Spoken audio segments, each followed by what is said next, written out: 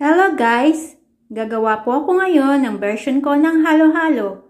Nagke-crave po kasi ang mga anak ko at gumawa po ko kahit walang ice crusher. Ilalagay ko po ang mga ingredients sa description box.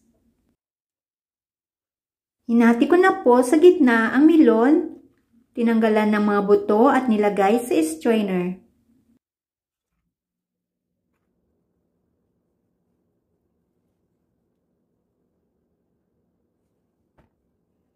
Pag nailagay na lahat ng buto sa strainer ay pigain gamit ang kutsara para ma-extract ang juice nito.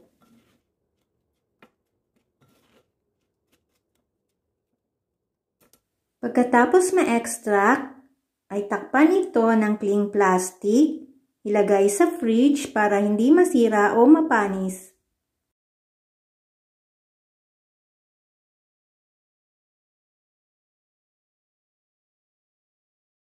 Hatiin ang melon sa 4.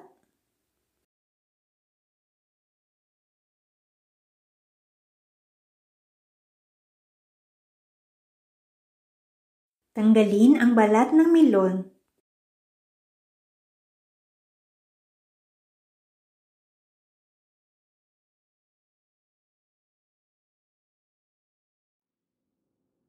Pagkatapos tanggalin ang balat, ay hati-hatiin ito ng dice slice.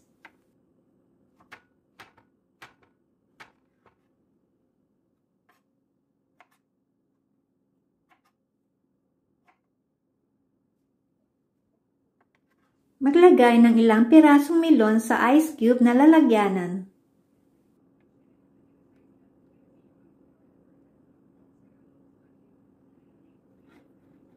Pagkatapos maglagay ng melon sa ice cube, ay magbuhos ng evaporated milk.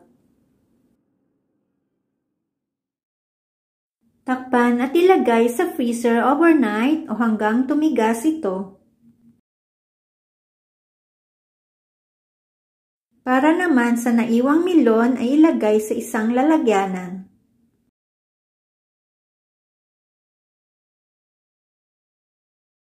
Takpan at ilagay sa fridge. The next day, pag matigas na ang melon cubes ay pwede na itong tanggalin sa lalagyanan.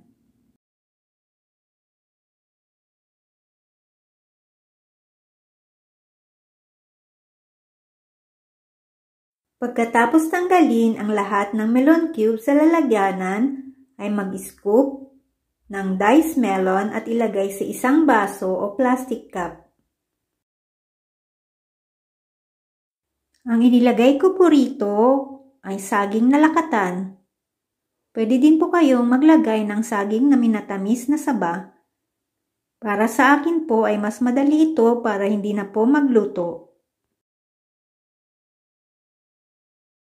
Ilagay na ang melon cubes. Dahil wala po akong ice crusher ay ganito po ang ginawa ko.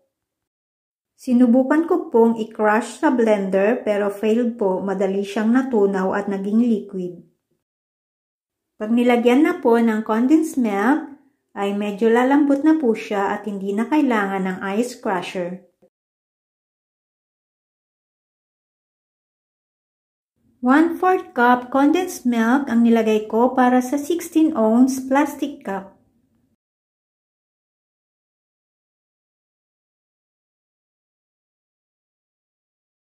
Magbuhos ng konting juice ng melon.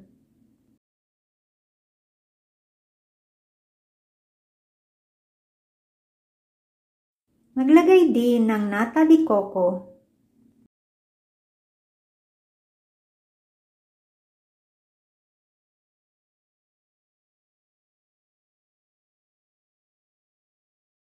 Maglagay ng kaong o sugar palm fruit.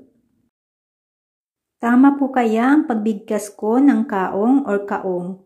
Basta ang English po nito ay sugar palm fruit.